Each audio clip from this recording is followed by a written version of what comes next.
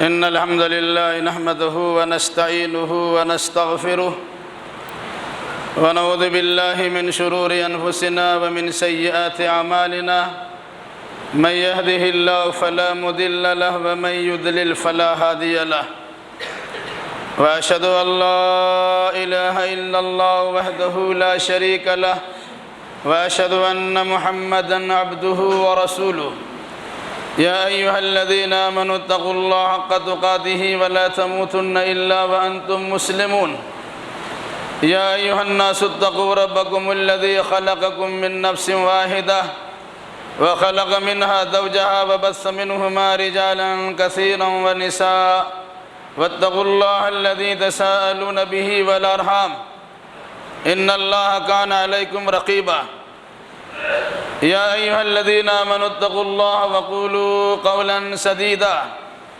يصلح لكم أعمالكم ويغفر لكم ذنوبكم ومن يطع الله ورسوله فقد فاز فوزا عظيما أما بعد فإن خير الحديث كتاب الله وخير الهدي هدي محمد صلى الله عليه وسلم وشر الأمور محدثاتها وكل محدثة بدعة وكل بدعة ضلالة وكل ضلالة في النار أعوذ بالله السميع العليم من الشيطان الرجيم بسم الله الرحمن الرحيم قل لئن اجتمعت الإنس والجن على أن يأتوا بمثل هذا القرآن لا يأتون بمثله ولو كان بعضهم لبعض ظهيرا وقال تعالى أم يقولون افتراه وقال تعالى فليأتوا بحديث مثله وقال تعالى إن كنتم في ريب مما نزلنا على عبدنا فأتوا بسورة من مثله وادعوا شهداءكم من دون الله إن كنتم صادقين فإن لم تفعلوا ولن تفعلوا فاتقوا النار التي وقودها الناس والحجارة أعدت للكافرين سبحانك لا علم لنا إلا ما علمتنا إنك أنت العليم الحكيم رب اشرح لي صدري ويسر لي أمري واحلل عقدة من لساني يفقهوا قولي رب زدنی علما حمد و ثنا بڑائی کبریائی لائق و سزاوار ہے سارے جہان کے خالق و مالک اللہ رب ذوالجلال والاکرام کے لیے جس نے رشد و ہدایت کے لیے اپنی آخری کتاب قرآن مقدس کی صورت میں محمد الرسول اللہ صلی اللہ علیہ وسلم کو عطا فرمایا اور درود و سلام نازل ہو جملہ انبیاء اکرام علیہم السلام پر خصوصاً احمد مجتبیٰ محمد مصطفیٰ صلی اللہ علیہ وسلم پر جن پر قرآن مقدس کا نزول ہوا اور جن پر شریعت اسلامیہ کی تکمیل ہوئی اللہم صلی علی محمد وعلی آل محمد کما صلیت علی ابراہیم وعلی آل ابراہیم انکا حمید مجید اللہم بارک علی محمد وعلی آل محمد کما بارکت علی ابراہیم وعلی آل ابراہیم انکا حمید مجید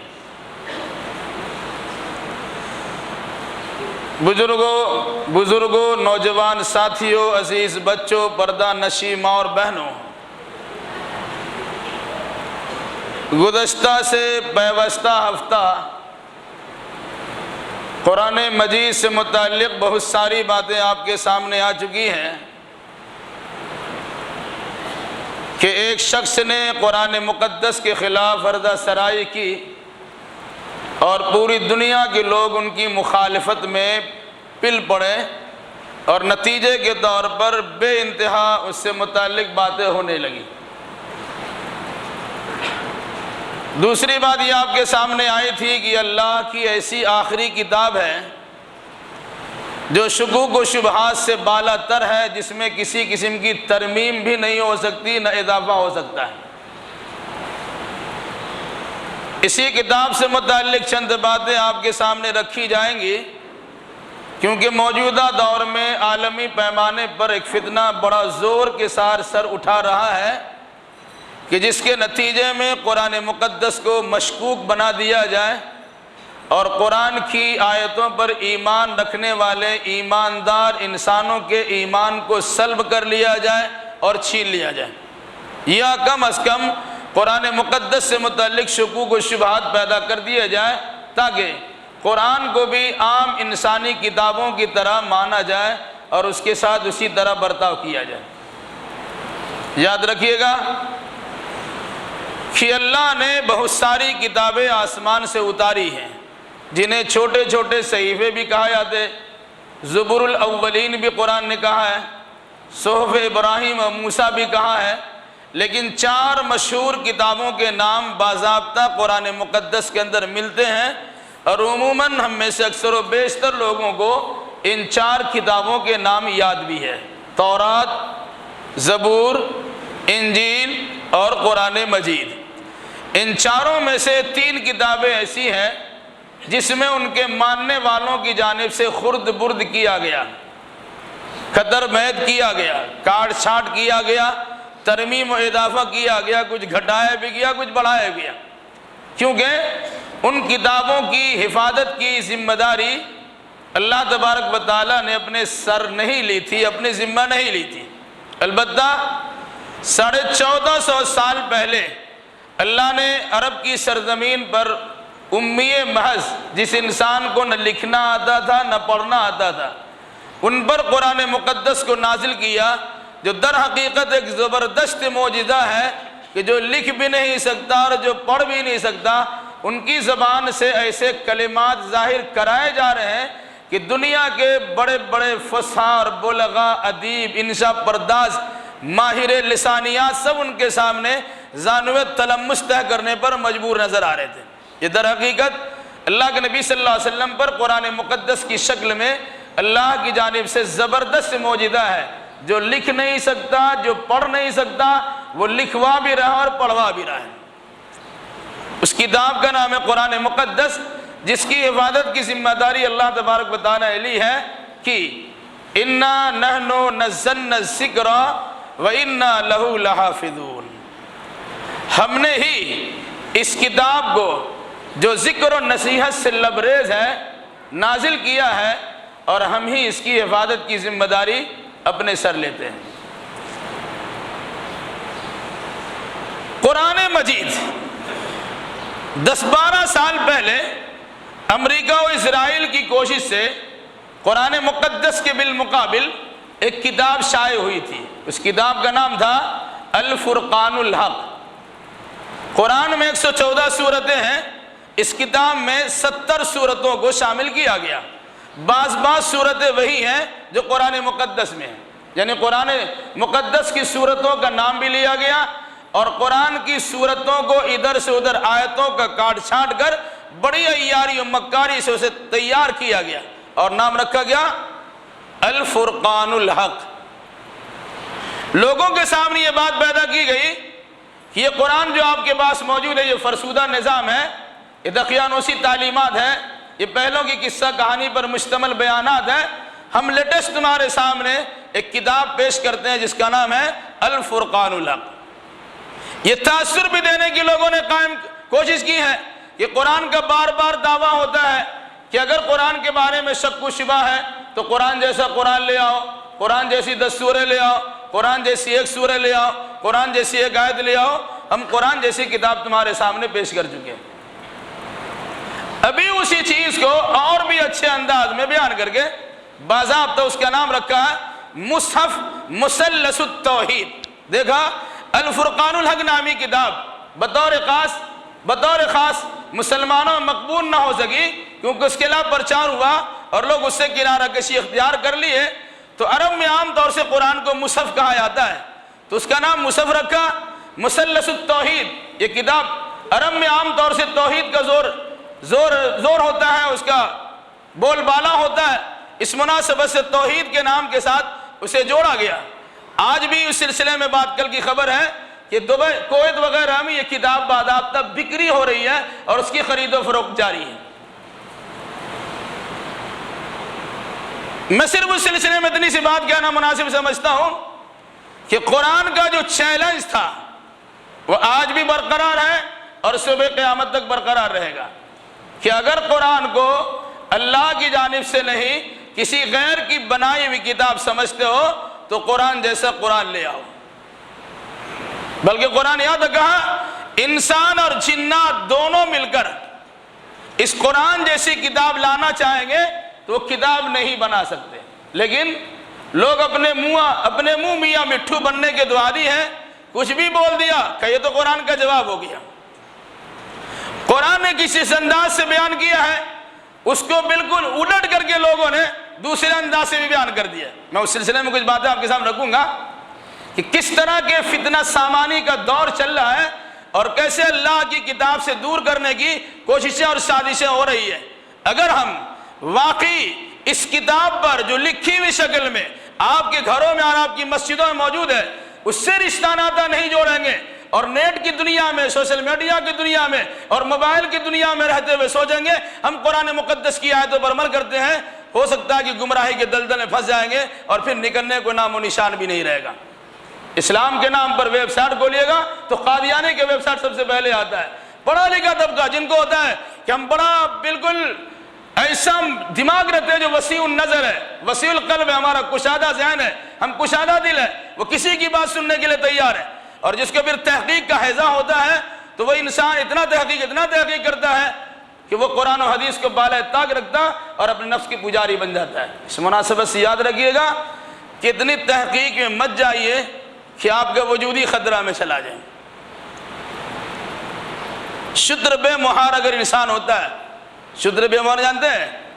اونٹ کے ناک میں لگام لگایا جاتا، اونٹ بڑا موذی جانور ہے، خطرناک جانور ہے، وہ کسی کی کھوپڑی پر حملہ کرتا ہے اور اسے اچک لیتا ہے، لیکن اگر اس کے ناک میں لگام ڈال دیا جائے وہ بے بس ہو جاتا ہے، کوئی بچہ اسے گھماتا پھرتا ہے۔ تو اگر اس کے ناک سے لگام ہٹا دیجئے اسی کہتے ہیں شدر بے مہار، بغیر لگام کی اڑ رہی ہے۔ تو اگر ہم بھی بے لگام ہو جائیں گے تو بے لگام ہونے کے نتیجے میں اپنی کتاب کے ساتھ، قرآن کے ساتھ، حدیث کے ساتھ ایسی حرکتیں کرنا شروع کر دیں گے کہ پھر آپ کا سمجھانا مشکل ہو جائے گا۔ ہے لوگ، ایسے لوگ بھی ہیں، بڑی دینداری کا ڈھونگ رچایا گیا، بدعت سے نکلا، اس سے کم بدعت میں گیا، اس سے نکلا، کتاب و سنت کا دامن تھاما، اس سے بھی نکلا، وہ بالکل آزاد ہو گیا، وہ شیطان اس کا امام بن گیا۔ اتنی تحقیق کی کہ بخاری و مسلم کی مصدقہ حدیثوں اور اس کے روایت کے خلاف بھی ہردہ سرائی پکنا شروع کر دیا۔ کیسے مان لیں کہ بخاری کی کتاب اچھی ہے؟ اس سے پہلے بات آ چکی ہے، ایک اندھا انسان نے بخاری کو جمع کیا ہے، اندھے کی بات پر کیسے وشواس کر لیں؟ دنیا کو تکلیف یا تو قرآن سے یا صحیح حدیث سے ہے۔ اگر بخاری کے خلاف شکوک و شبہات پیدا کر دیے گئے باقی حدیثوں کی کتاب تو ویسے ٹھکرائی جا سکتی ہے۔ بخاری کے بارے میں دنیا کا اتفاق ہے کہ روئے زمین پر قرآن کے بعد اگر سب سے زیادہ صحیح کتاب ہے تو بخاری شریف ہے۔ اس کے خلاف بھی کارروائی ہوئی اور حد تو یہ ہے ابھی قرآن کے خلاف کارروائی ہو رہی ہے۔ ایسے لوگ دنیا میں عقل مند پائے گئے ہیں جن کو لوگ عقل مند سمجھتے ہیں، لیکن میں سمجھتا ہوں کہ بہت بڑا بیوقوف ہے، میں نام لینا نہیں چاہتا، جنہوں نے قرآن کی بڑی تعریف کی، قرآن کی تعلیمات سے روح اشنائی بھی انہوں نے حاصل کی، جانکاری اور معلومات بھی فراہم کر لی، وہ اسلام قبول کرنے کے قریب ہو گئے۔ کسی نے کہا کہ مسلمان تو ایسے ہوتے ہیں، اس بیوقوف انسان نے قرآن کو پڑھا تھا، قرآن سے اسلام کو جانتا، مسلمانوں کے حالات کو دیکھا اور اسلام سے برگشتہ ہو گئے۔ اس سے بڑا بیوقوف کون ہوگا کہ جس کی رہنمائی قرآن مقدس کر رہا ہو اس کی رہنمائی کو چھوڑتا ہے اور عوام و خواص کی حالات زندگی کا مشاہدہ کرنے کے بعد اپنے نظریہ کو بدل دیتا ہے۔ آپ اسے عقل مند کہتے ہوں گے، لیکن قرآن کیا کہتا ہے؟ افلا یتدبرون القرآن ام علی قلوب اقفالها، یہ قرآن میں غور و فکر کیوں نہیں کرتے؟ کیا ان کے دل پہ تالے پڑے ہوئے ہیں؟ گویا جس انسان کو قرآن مقدس سے ہدایت نہیں ملتی وہ دنیا میں جتنا بڑا عقل مند ہوگا اللہ کے فرمان کے مطابق اتنا ہی بڑا بیوقوف ہے۔ کیوں؟ کہ قرآن سے کے نتیجے میں یا قرآن کے پڑھنے کے بالمقابل اس کے دل پہ تالے پڑے ہوئے ہیں کہ قرآن کی صحیح رہنمائی اسے نہیں ملتی، یا صحیح رہنمائی ملنے کے بعد بھی لوگوں کے حالات زندگی کا مشاہدہ کرنے کے بعد وہ پلٹی مار دیتے. آپ کسی ہندوستان کی سرزمین پر کچھ بڑے بڑے ودوان اور دانشمندوں کے بارے میں ایسا کہا گیا، وہ اسلام کو قرآن سے پڑھ کے قریب ہونے لگے تو کہا کسی دوسرے نے میاں کس چکر میں پڑے ہو، دیکھو مسلمانوں کے حالات جو قرآن کے ماننے والے ہیں. تو ٹھیک ایسے ہیں بھائی، ہم اسلام قبول نہیں کریں گے. 72 فرقوں میں بٹے ہوئے ہم اسلام قبول نہیں کریں گے. ان کی صورت حال یہ ہے ہم اسلام قبول نہیں کریں. بھائی اسلام مسلمان کو دیکھ کے قبول کرنا چاہتے ہیں یا قرآن مقدس کو دیکھ کے؟ اگر قرآن کو دیکھتے ہیں اس طرح کی حماقت و بیوقوفی نہیں کرتے. بہرحال اسی قرآن سے متعلق یہ بات رکھی، یاد رکھیں، کتاب نکالی گئی، کیا ہے؟ مصحف مثلث التوحید. وہ کتاب بک رہی ہے، ہو سکتا ہے آپ بھی پڑھیں گے. آن لائن لینا تو بہت آسان ہے اور نیٹ کی دنیا پڑھنا بہت آسان ہے. لوگوں کو بڑا شوق ہوتا ہے تحقیق کرنے کا، اور ایسی تحقیق کرتے ہیں وہ ہضم ہو جاتے ہیں، اسی میں گھل مل جاتے ہیں، کیونکہ آپ کے پاس ڈیپتھ نہیں ہے، گہرائی نہیں ہے، معلومات کا انبار نہیں ہے اور فراوانی نہیں ہے. نتیجے کے طور پر ہر چمکتی ہوئی چیز کو آپ نے سونا سمجھ لیا اور اسی کی طرف چلے گئے. یاد رکھیے گا یہ کتاب قرآن مقدس کی شکل میں آپ کے پاس موجود ہے، جس کو قرآن نے کیا کہا؟ انہو لکتاب عزیز لا یاتیہ الباطل من بین یدیہ ولا من خلفہ تنزیل من حکیم حمید. یہ مضبوط کتاب ہے، نہ دائیں سے اس پر کسی کا حملہ ہو سکتا ہے، نہ بائیں سے اس پر کسی کا حملہ ہو سکتا ہے. یہ اللہ تبارک و تعالیٰ کی جانب سے نازل کردہ کتاب ہے جو عزیز ہے، جو حکیم ہے اور جو حمید ہے، جو غلبہ والا ہے، حکمت والا ہے اور قابل تعریف ہے. وہ کتاب آپ کے پاس موجود ہے. قرآن کا انداز کچھ اور ہے اور لوگ سمجھائیں گے قرآن کے خلاف کچھ اور. ہم دونوں طرح کا نظریہ آپ کے سامنے رکھتے ہیں. ایسا نہ ہو کہ آپ لوگوں کے طریقہ کار کو اپنا لیں اور قرآنی انداز کو چھوڑ دیں. قرآن کہتا ہے قُلْ لَئِنِ اجْتَمَعَتِ الْإِنسُ وَالْجِنُّ عَلَىٰ أَن يَأْتُوا بِمِثْلِ هَٰذَا الْقُرْآنِ لَا يَأْتُونَ بِمِثْلِهِ وَلَوْ كَانَ بَعْضُهُمْ لِبَعْضٍ ظَهِيرًا. اے نبی فرما دیجئے انسان اور جنات دونوں جمع ہو جائیں. کس بات پہ؟ أَلَا يَأْتُوا بِمِثْلِ هَٰذَا الْقُرْآنِ، اس بات پر کہ اس جیسا قرآن لے آئے. لا یاتون بمثلہ ولو کان بعضهم لبعض ظہیرا. تو اس قرآن جیسا قرآن انسان و جنات مل کے لا ہی نہیں سکتے ہیں، اگرچہ وہ ایک دوسرے کے ممد و معاون ہی کیوں نہ بن جائیں.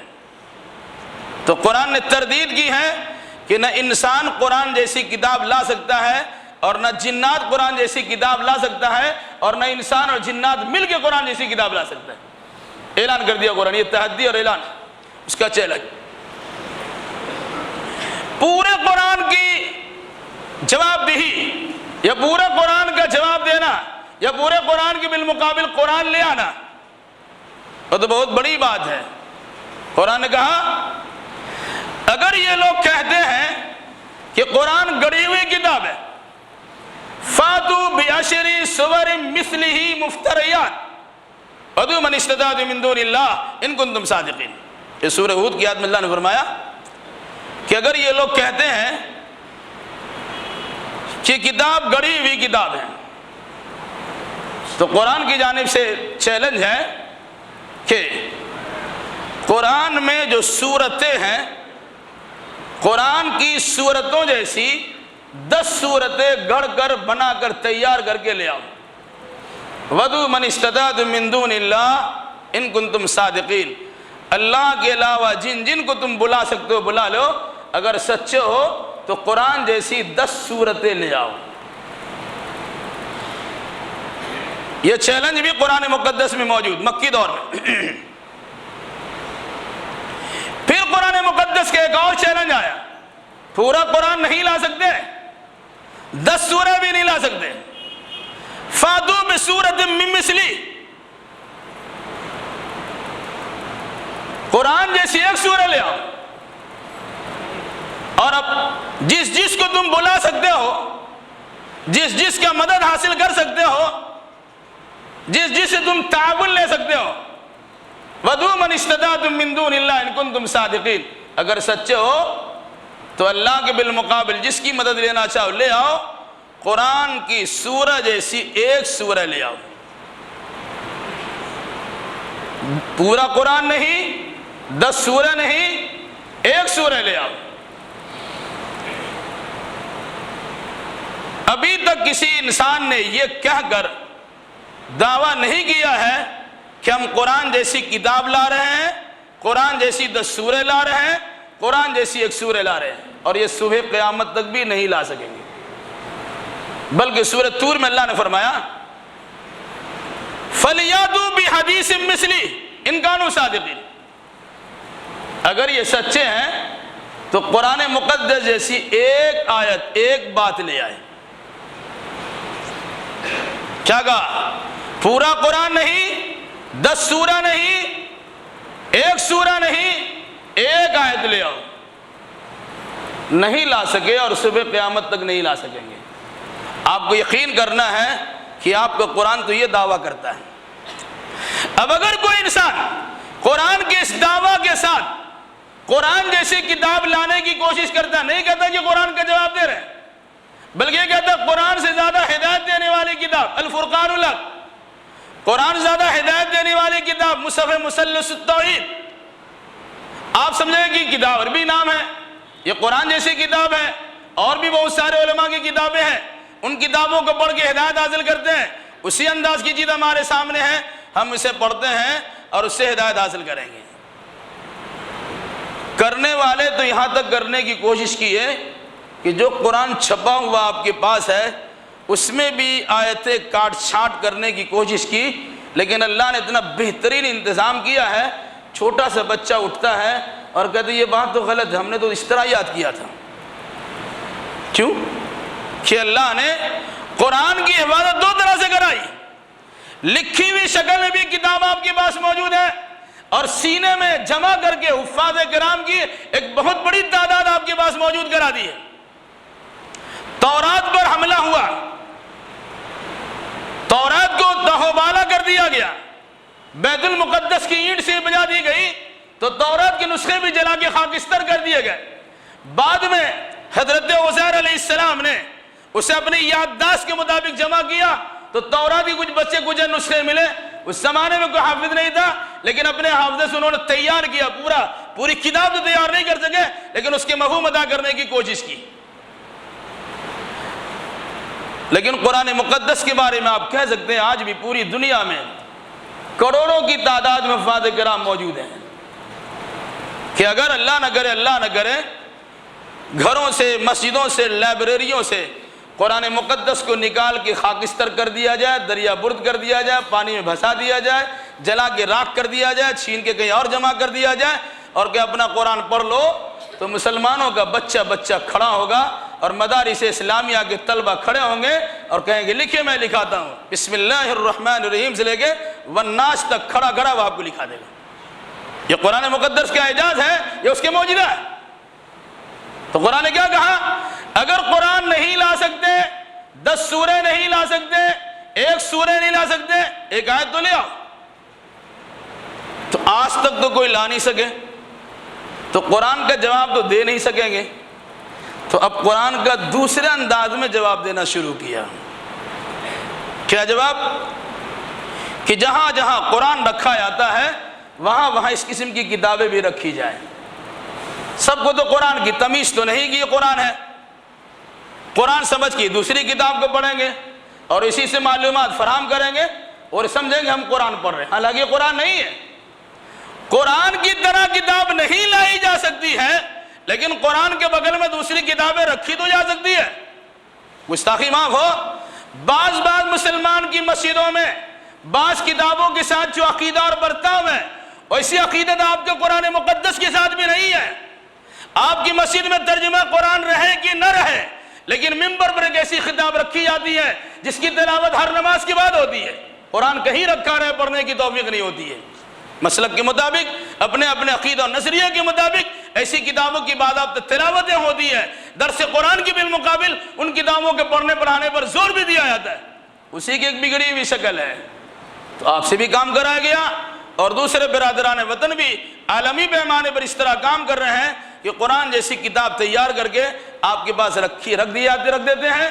وہ نہیں کہتے کہ قرآن کا جواب ہے، یہ بھی کتاب ہے جس سے ہدایت لی جا سکتی ہے، اور چونکہ آپ کے پاس قرآن کا علم نہیں ہے، اس کی معلومات فراہم نہیں ہے، اب اسی کو کتاب سمجھ لیتے، اسی کو قرآن سمجھ لیتے ہیں، اور وہی معاملہ ہے، اخبار میں پڑھ لیا، ویڈیو میں کسی کی بات کو سن لیا، واٹس ایپ پہ کسی کی بات کو سن لیا، یوٹیوب میں سن لیا، اور ایک بہت بڑا فتنہ جو فیک بک ہے کہ فیس بک ہے اس کو سن لیا، اس کو دیکھ لیا، اور اسی میں انسان بہت کچھ کرتا چلا ہے، تو سمجھتا ہے سب کچھ وہی ہے، پوری دنیا وہی ہے۔ میرے بھائیوں، ان چیزوں پہ خصوصی توجہ دیجیے۔ میں بتانا چاہ رہا تھا، قرآن نے اس طرح کہا ہے، بعض تحریریں میں نے پڑھی ہے کہ اللہ نے کہا ایک آیت لے آؤ، تو عرب کے فصیح و بلیغ انسان نے آیت پیش کر دی، نعوذ باللہ اللہ گھبرا گیا تو کہا ایک سورہ لے آؤ، لوگوں نے ایک سورہ پیش کر دیا، تو اللہ نے کہا ٹھیک ہے 10 سورہ لے آؤ، اب 10 سورہ بھی لے آئے، اللہ نے کہا 10 سورت لے آئے، اب پورا قرآن لے آؤ، بالکل الٹ دیا ہے،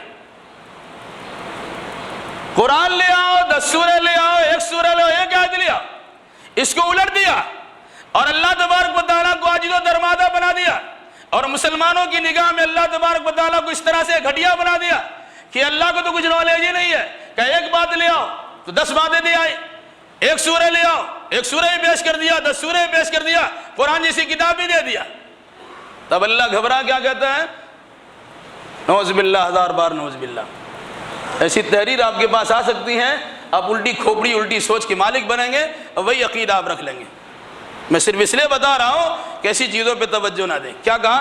اب قرآن کہتا ہے ان کنتم فی ریب مما نزلنا علی عبدنا فاتوا بسورۃ من مثلہ وادعوا شہداءکم من دون اللہ ان کنتم صادقین۔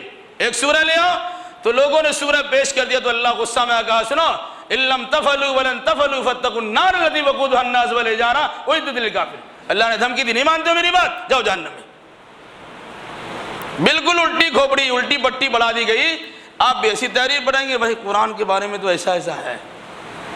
اس لیے کسی کی تحریر پڑھنا ہو، چاہے فیس بک پہ پڑھیے چاہے کسی اور جگہ پہ پڑھیے، پہلے مسلم ثبوت شخصیت کے بارے میں تحقیق کیجئے کہ کون انسان ایسے جس کی بات مانی جا سکتی ہے۔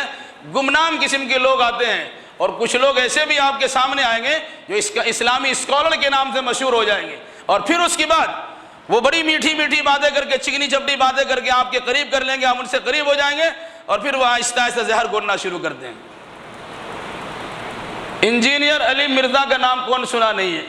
نوجوان طبقہ بڑی تقریر ان کے سنتے ہیں، حدیثوں کے نمبرات پیش کرتے ہیں، قرآن کی آیتیں کوٹ کرتے ہیں، سمجھتے ہیں کہ بہت بڑا علامہ زماں ہے، لیکن فتنہ کہاں کھولتے ہیں؟ علی علم سے پوچھیے۔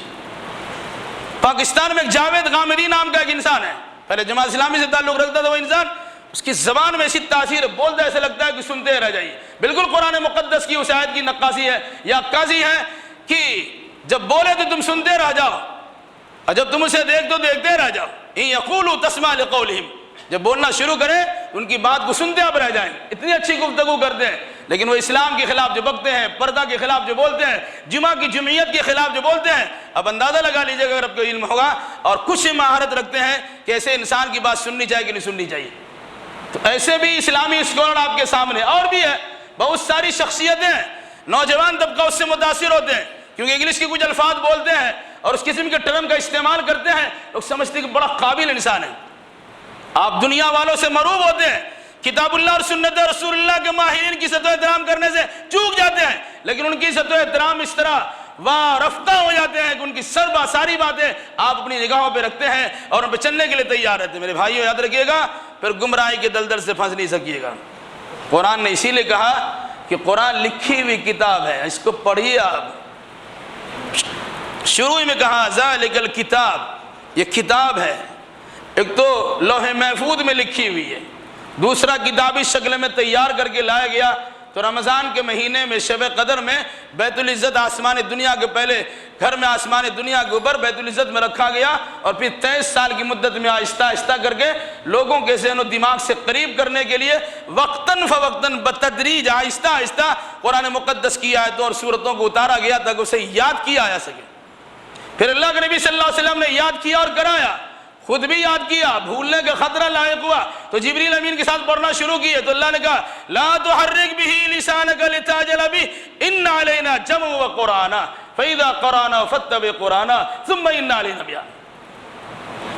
جلد بازی کے ڈر سے کہیں بھول نہ جائے جبریل کے ساتھ پڑھنا شروع مت کیجئے۔ اگر ڈر لگتا ہے کہ قرآن یاد نہیں ہو سکے گا تو اس قرآن کا پڑھا دینا، اس قرآن کا جمع کرا دینا، اس قرآن کا معنی مطلب سکھا دینا سب میرے ذمہ ہیں۔ تو اللہ نے پوری حفاظت کی ذمہ داری لی۔ کتاب اپنی زبان سے نکالے ہوئے جملے کو فرشتوں کے ذریعے اللہ نے لکھوایا، لوح محفوظ میں جمع کرا دیا۔ انہ لکتاب مکنون لا یمسہ الا المطہرون، یہ چھپائی ہوئی حفاظت سے رکھی ہوئی کتاب ہے جنہیں نہیں چھو سکتے مگر پاک فرشتے۔ وہ پاک فرشتے ہی وہاں اللہ کے حکم سے اس میں سے نوٹ کرتے، اسے چھوتے ہیں، اسے نکالتے ہیں اور پھر لکھ کے دیا، پورا قرآن تیار ہو گیا۔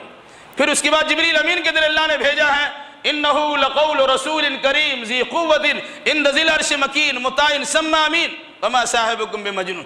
پورے قرآن کا نقشہ پیش کیا ہے کہ جبریل نے، روح الامین نے رسول امین کو دیا اور رسول امین نے اپنی امانت دار صحابہ کرام سے لکھوایا، جھلیوں پر، پتیوں پر، چمڑیوں پر، ہڈیوں پر اسے لکھوا دیا، باضابطہ کتابی شکل میں وہاں تیار ہو گئی تھی، لیکن چونکہ کاغذ کی شکل میں دو دفتیوں کے درمیان جمع کرنے کی سہولیات نہیں تھی، اس مناسبت سے وہ کام نہیں ہو سکا۔ اور جنگ یمامہ کے موقع پر حفاظ کرام کی شہادت کا واقعہ پیش آیا تو خلیفہ اول کے زمانے میں باضابطہ حافظ قرآن کی موجودگی میں ان نسخوں کو جمع کرا کر کتابی شکل میں دیا گیا۔ اور پھر اس کے بعد علم میں کمی ہونے کے نتیجے میں قرآن کو اس زمانے میں 7 طرح سے 7 قبیلوں کی زبان میں پڑھایا جاتا تھا۔ ہر انسان اپنی زبان کی تحریر کو اس کو صحیح سمجھتا تھا۔ تو خلیفہ ثالث حضرت عثمان نے کہا اس طرح لوگ اختلاف کریں گے اور قرآن مقدس کے متعلق بہت ساری باتیں الٹی سیدھی ہو جائیں گی۔ انہوں نے سرکاری طور سے قرآن مقدس کے کچھ نسخے تیار کرائے اور کہا اسی رسم الخط، اسی اسکرپٹ کے ذریعے کے ساتھ میں قرآن مقدس کو لکھا جائے گا اور پڑھا جائے گا۔ پھر وہی خط عثمانی کے مناسبت سے وہ چیز ہمارے سامنے موجود ہے۔ کیوں کیا بھائی؟ پڑھنے والے قرۂ سباج موجود ہیں، 7 طرح سے قرآن پڑھتے ہیں۔ واللیل اذا سجا یا والضحی واللیل اذا سجا، والضحی کو والضحی پڑھتے ہیں۔ لست علیہم بمسیطر، لست علیہم بمسیطر، یہ بھی پڑھا جا سکتا ہے۔ اس طرح کی زبان ہوتی تھی۔ دیکھ لیں بنگال میں شین کو اور چھ کو کس طرح بولتے ہیں، شریا اور شریا دونوں کو ایک بنا دیا جاتا ہے۔ تو صرف زبان کے استعمال میں خرابی کی بنیاد پر معنی کچھ سے کچھ بدل سکتا تھا۔ اس مناسبت سے عثمان غنی نے باضابطہ کہا کہ ایک انداز سے قرآن کو لکھا جائے گا اور اسی مناسبت سے اس کو پڑھا بھی جائے گا۔ تو اللہ نے اس کی حفاظت کی ذمہ داری لی، حفاظت کروا دی۔ تو قرآن نے چیلنج کیا کروایا، پورا قرآن نہیں لا سکتے، 10 سورہ نہیں لا سکتے، 1 سورہ نہیں لا سکتے، 1 آیت نہیں لا سکتے۔ وہ دعویٰ آج بھی برقرار ہے۔ عرب کے فصحا اور بلغا جن کو فصاحت پر، بلاغت پر، طلاقت لسانی پر، اپنی زبان دانی پر، اپنی عربیت پر، اپنی انشاء پردازی پر، اپنے ادب پر بڑا ناز تھا۔ یہی وجہ ہے کہ عرب والے اپنے آپ کو عرب بولتے ہیں۔ عرب مطلب بلک کر بہت بولنے والا۔ دوسرے کو کیا بولتے ہیں؟ عجم۔ عجم مطلب گونگا۔ عربی کے سامنے کسی کی زبان کھل نہیں سکتی ہے۔ ایسے ادیب، ایسے ادبا، ایسے فضلا، ایسے فصحا، ایسے بلغا، ایسے انشاء پرداز اور ایسے ادیبوں نے قرآن مقدس کے سامنے زانو تلمس کو طے کر دیا اور کہا کہ ہم قرآن جیسی کتاب نہیں لا سکتے۔ لانے کی کوشش کی ہے لیکن خود ان کے لوگوں نے اس کو سمجھا الفیل ملفیل وما ادراک ملفیل لہا خرطوم طویل، سورۃ الفیل کے مقابلے میں تیار کیا۔ کیا کہا؟ فیل، ہاتھی۔ کیا ہے فیل؟ ہاتھی تو وہ ہے کہ جس کے لمبی سوڑ ہوا کرتی ہے۔ اس میں معنی کی کون سی گہرائی ہے بھائی؟ وہ سیدھی بات کر دی گئی۔ قرآن نے جن چیزوں کو بیان کیا ہے زمین و آسمان کی وسعتوں کو پہنچ جائیے، لیکن قرآن مقدس کی گہرائی تک آپ پورے طور سے پہنچنا چاہے نہیں پہنچ سکتے ہیں۔ ہر مفسر، ہر مدرس اخیر میں ہی کہتا ہے کہ قرآن کے معنی کا کما حق و حق ہم ادا نہیں کر سکے۔ آپ قرآن مقدس سے پڑھتے ہیں بسم اللہ الرحمن الرحیم، کتنا آسان سا جملہ ہے، اللہ رحمان الرحیم کے نام سے شروع۔ وہ جو کتاب ہے مصحف مثلث التوحید یا الفرقان الحق، اس کے بسم اللہ کیا جانتے ہیں؟ بسم الاب الالہ الواحد الکلمۃ الاوحد، بسم الاب والد، الہ الواحد. اب غور کریں گے واحد الاول، اس میں عقیدہ تثلیث کو، جو ٹرینٹی کا عقیدہ ہے، عیسیٰ علیہ السلام، جبریل اور اللہ، یہ تین بن کے اللہ ہے. یا عیسیٰ علیہ السلام، حضرت عیسیٰ، مریم اور اللہ تین بن کے اللہ ہے. ان تین کے تثلیث کا جو عقیدہ ہے اسے بسم اللہ میں گزر دیا گیا. پھر عیسیٰ علیہ السلام کے یہاں باپ کہنے کا تو رواج نہیں ہے، لیکن عیسائیوں نے اللہ کا بیٹا کہا اور اللہ کو اللہ کا، اللہ عیسیٰ علیہ السلام کو اللہ کا باپ کہہ دیا. اس باپ کے نام سے شروع کیا کیا؟ بسم الاب الکلمۃ الروح الالہ الواحد الاوحد. یہ ہے بسم اللہ. اس کو اگر دیکھیں گے تو عربی دا کہتے ہیں یہ تاکید لفظی بھی ہے، تاکید معنوی بھی. اس میں ایچ پیچ اور پڑھنے میں دشواری، دقت آ رہی ہے. جبکہ بسم اللہ کا معاملہ، بسم اللہ الرحمن الرحیم، کتنی آسانی کے ساتھ اسے اپنی زبان سے ادا کر لیتے ہیں. اس مناسبت سے دیکھیں گے کہ اگر کوئی انسان قرآن کا جواب دینا بھی چاہا تو بالکل سطحیت کے ساتھ لایا. ان کے ہی ماننے والوں نے کہا یہ قرآن کا مقابلہ کہاں سے کر سکے گا، تم عربی کا جملہ بنا کے پیش کر دو اور کہو قرآن تو ایسا نہیں ہو سکتا ہے. اس لیے ایسا قرآن آپ کے پاس موجود ہے. یہ بتانے کا مقصد یہ نہیں ہے کہ کسی قرآن کی عظمت بتا دے آپ کو. اخیر میں جو بات میں کہنا چاہتا ہوں وہ یہ ہے، جسے منشور و دستور اور قانون کی حیثیت حاصل ہے وہ اللہ کی کتاب قرآن مقدس ہے. آج ہم ہندوستانی دستور کے بچانے کے لیے اپنی جان کا نذرانہ پیش کرنے کے لیے تیار ہیں، اور لوگوں کی ہاں میں ہاں ملانے کے لیے اپنا الٹا سیدھا عقیدہ بھی رکھنا شروع کرتے ہیں. اللہ کی عبادت کرنے کے بعد دھرتی ماتا کی پوجا کرنے کے آپ عقیدہ کا گن بھی گانا شروع کر دیتے ہیں. میرے بھائیوں، وہ کتاب آپ کے پاس موجود ہے، اسے دستور بنائیے، اسے قانون بنائیے، اسے منشور بنائیے، اسے چلنے کے لیے اپنا بہترین راستہ تصور کیجئے. یہی کتاب آپ کو اللہ تک پہنچائے گی، یہی کتاب آپ کو جنت پہنچائے گی، یہی کتاب آپ کو جہنم سے دور کرے گی، یہی کتاب عذاب قبر سے اور قیامت کی پشیمانی سے بچائے گی. آپ اس کتاب پر ایمان رکھتے ہیں لیکن اس کو سمجھنے کے لیے تیار نہیں ہیں. وہ کتاب آپ کے پاس موجود ہے، وہ کتاب آپ کے گھر میں موجود ہے، آپ کو موبائل دیکھنے سے فرصت نہیں ہے، رات گئے تک آپ اس کے غلط پروگرام میں شریک رہتے ہیں. برا نہ مانے، اچھے اچھے انسان بھی بہک جاتے ہیں. ہم لوگ بھی سوچتے ہیں ایک منٹ ذرا دیکھیں آدھا گھنٹہ کیسے چلائے تو پتہ ہی نہیں چلتا. جو فیکٹ وہی بتاتا ہوں. تھوڑا یوٹیوب دیکھیں کیا ہے، ایسی ایسی تصویریں آپ کے سامنے آ جائے، اگر دھوکہ سے بھی اس پہ انگلی پڑ جائے آپ کے سامنے پورے نظارے آ جاتے ہیں. وہ اوریانیت کی تصاویر ہے، وہ حواس باختہ ایمان کو ختم کر دینے والے فوٹو اور اس کے بیانات ہیں، اور علاوہ ازیں ایمان کو سلب کرنے والی چیزیں ہیں. یہ برائیوں کا دل دادا بنانے والے اسباب محرکات وہاں ہیں. انسان ہونے کے ناطے کسی کی زبان آپ روک نہیں سکتے، کسی کے ہاتھ روک نہیں سکتے. چھوٹے چھوٹے بچوں کو پکڑا دیا گیا آن لائن تعلیم کے نام پر. چھوٹے چھوٹے بچوں کے ہاتھ میں اسکرین ٹچ موبائل دے دیا گیا اور اچھے قسم کے موبائل دیے گئے. بھائی پڑھنے کے نام پر بچہ کلاس میں بیٹھا ہوا ہے، اس کی آدھا اسکرین پہ کلاس کھلا ہوا، آدھا اسکرین پہ کچھ اور چل رہا ہے. نہیں ہے؟ ذرا غور کر کے دیکھیے اپنے بچہ. آپ سمجھتے ہیں میرا بچہ میری بچی تو پڑھ رہی ہے. علاوہ ازیں میں نے اس سے پہلے کہا لوگوں کو تکلیف ہوتی ہے. آپ سوچتے ہیں کہ بچے بڑے وفادار ہیں، بڑے سویرے سو گئے، 10 بجے رات میں چادر ٹان کے سوئے ہوئے، لیکن چادر کے اندر کیا گل کھلا رہی ہے آپ کو پتا بھی نہیں ہے. آپ نے پیسے بھی دیے ہیں، آپ نے موبائل بھی دیے ہیں، ان کی الٹی سیدھی حرکتیں بھی ہو رہی ہے، شناسائیاں پڑ رہی ہے، دوستیاں بڑھائی جا رہی ہے، موقع اور ملنے ملانے کے موقع تلاش کیے جاتے ہیں. گھر سے کسی بہانے، سجیشن کے بہانے، ٹیوشن کے بہانے، سر کے پاس جانے کے بہانے، ملنے جلنے والے کے پاس جانے کے بہانے کہیں اور چلے آتے. پتہ چلا کہیں بھاگ کے نکاح کر لیا اور دارجلنگ کے ہوٹلوں میں مٹر گشتیاں کر رہے ہیں. لا حول ولا قوت الا باللہ. اس مناسبت سے توجہ دیجیے. اگر کبھی تسلیمہ نسری نکل گئی تو پورا کلکتہ شہر جام ہو جاتا ہے. بنگلور کی سرزمین پر پھولوں کا برکھا برسایا جاتا ہے، بنگلہ دیش انہیں بھگا دیا جاتا ہے. سلمان رشدی نکلا، اتنا چلایا گیا کہ ہندوستان سے باہر اس کی پذیرائی ہو جاتی ہے. ابھی ایک منہ بھر انسان جس کا کوئی وزن نہیں تھا، اس نے باضابطہ قرآن کے خلاف کچھ بول دیا، 26 آیتوں کے خلاف مقدمہ دائر کر دیا. ہندوستان کے سارے مسلمانوں نے پوری دنیا کو اپنے سر پہ بٹھا لیا، سر پہ اٹھا لیا.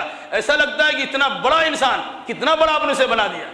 اور ایسے انسان پہ تو توجہ کرنے کی ضرورت ہی نہیں تھی، ان کو اتنا اہمیت دینے کی کوئی حاجت ہی نہیں تھی، لیکن آپ نے اسے اور بھی بہت بڑا کر دیا۔ ساری انرجی آپ اس کے خلاف چلے گئے یا ان کے بارے میں چلے گئے، اور آپ کے خلاف جو پلان بننے والا تھا لوگوں نے پلان بنا بھی لیا۔ میرے بھائیوں، ان چیزوں پہ توجہ دینے کے بجائے وہ قرآن دستور منشور کی حیثیت سے آپ کے پاس موجود ہے، آپ قرآن سے فیصلہ کرا لیجئے، کورٹ کچہری کا دروازہ دیکھنے کی نوبت نہیں آئے گی۔ اگر قرآن پہ یقین ہو جائے فَإِن تَنَازَعْتُمْ فِي شَيْءٍ فَرُدُّوهُ إِلَى اللَّهِ وَالرَّسُولِ، دینی مسئلہ ہو یا دنیاوی مسئلہ ہو، قرآن و حدیث سے فیصلہ کرا لیجئے۔ آج ہمارے پاس ایسے نوجوانوں کی کمی نہیں ہے، رفع الیدین کے لیے قرآن یاد آتا ہے، آمین بالجہر کے لیے قرآن یاد آتا ہے، سورہ فاتحہ پڑھنے کے لیے قرآن یاد آتا ہے، پاؤں سے پاؤں سٹانے کے لیے قرآن یاد آتا ہے۔ فَإِن تَنَازَعْتُمْ فِي شَيْءٍ فَرُدُّوهُ إِلَيْهِ، ایسا لگتا ہے کہ اس طرح تو بہت بڑا ماہرین قرآن یاد ہے، جب اختلاف ہو جائے قرآن کی طرف اور اللہ کتاب کی طرف لوٹا دو۔ ٹھیک ہے بھائی، اچھی بات ہے، الحمدللہ بہت اچھی بات ہے، لیکن آپ نے بہن کا حق مار کے رکھا ہے، بہن نے مطالبہ کیا، بھائی بہن میں جھمیلا ہو گیا، چلو مولوی صاحب کے پاس قرآن سے فیصلہ، نہیں وہاں نہیں جائیں گے، کورٹ کچہری چلتے ہیں۔ یہ کہانی گھر گھر کی ہے، بہنوں کے حقوق کو دبا کر بھائی بیٹھا ہوا ہے، بھائی بھائی کے حقوق کو دبا کر بیٹھا ہوا ہے، چچا بھتیجے کے حقوق کو دبا کر بیٹھا ہوا ہے۔ ان سے کہیں چلیے مولوی صاحب کے پاس قرآن سے فیصلہ سنا لیں، نہیں قرآن سے وہاں نہیں جائیں گے، نہیں خواہ مخواہ جانے سے کوئی فائدہ نہیں ہوگا، ہم کورٹ کچہری میں جائیں گے، وکیل کے بعد جائیں گے، 10 روپیہ آپ سے فیس لیا، 20 روپیہ اس سے فیس لیا، بہو کے لیے تعویذ دیا مولوی صاحب، اور ساس کو بھی تعویذ دیا مولوی صاحب، اسی انداز سے یہ وکیلوں کا معاملہ، کبھی نہیں کہتے کیس جیتے گا نہیں، کیس ہارے گا نہیں، جیت جائیں گے، جیسا بھی کیس رہے وہ لندی کراتے چلے جاتے ہیں، الجھتے چلے آئیے۔ چونکہ ہمارا قرآن پر ایمان تو ہے، ہم کو لگتا ہے کہ صرف زبانی ایمان ہے، قرآن کی تعلیمات پر یقین نہیں ہے، ورنہ ہمارا کوئی مقدمہ غیر مسلموں کی عدالت میں پہنچتا نہیں۔ مسجد، ہر محلے کی مسجد میں شرعی عدالت کا قیام ہوتا، اور گھریلو معاملات اور اس کے مسائل کو حل کرانے کے لیے ہفتہ میں ایک دن اگر امام وقت کے بعد بیٹھا جاتا، قرآن حدیث کی روشنی فیصلہ کر لیجئے، شیر و شکر ہو کے زندگی آپ گزار دیں اور آپ کے مسئلے بآسانی حل ہو جاتے۔ لیکن قرآن کو ہم دستور تو کہتے ہیں، بابا کے تو حل لکھتے ہیں قرآن ہمارا دستور ہے، محمد ہمارا رہنما ہے، اللہ ہمارے معبود ہے، لیکن نہ اللہ کی عبادت کرتے ہیں، رسول اللہ کی رہنمائی لیتے ہیں، نہ قرآن مقدس کو دستور بنا کے زندگی گزارتے ہیں، لیکن دعویٰ تو ہمارا ایسا ہوتا ہے۔ اس لیے میرے بھائیوں، ان دعووں کے بجائے آپ عملی دلیل اور ثبوت فراہم کیجئے۔ جس کتاب کو اللہ نے دنیا کی تقدیر کو سنوارنے کے لیے بھیجا ہے، وہ کتاب آپ کے پاس موجود ہے، اس سے اپنی بھی تقدیر سنواریے اور پوری کائنات کو تقدیر سنوارنے کی کوشش کیجیے۔ اللہ ہمیں اور آپ کو جملہ مسلمانوں کو نیک سمجھ کی توفیق عطا فرمائے۔ الہی جو بیمار انہیں شفاء کامل و عاجل عطا فرما دے، جو مقروض ہے انہیں قرض ادا کرنے کی سہولیات فراہم کر دے، جو ماخوذ و گرفتار ان کے رہائی کے اسباب پیدا کر دے، جو دینی دنیاوی اعتبار سے پریشان ان کی جملہ پریشانی کو دور فرما دے، جن جن لوگوں نے دعا کی درخواست کی ان تمام کی جائز مراد کو پوری فرما دے۔ جب تک ہمیں زندہ رکھ کتاب اللہ اور سنت رسول اللہ پر عمل کرتے ہوئے زندہ رکھ، جب ہمارا خاتمہ ہو انہی دونوں کی ترویج و اشاعت کرتے ہمارا خاتمہ ہو۔ قولی ھذا واستغفر اللہ لی ولکم ولسائر المسلمین، وآخر دعوانا الحمد للہ رب العالمین۔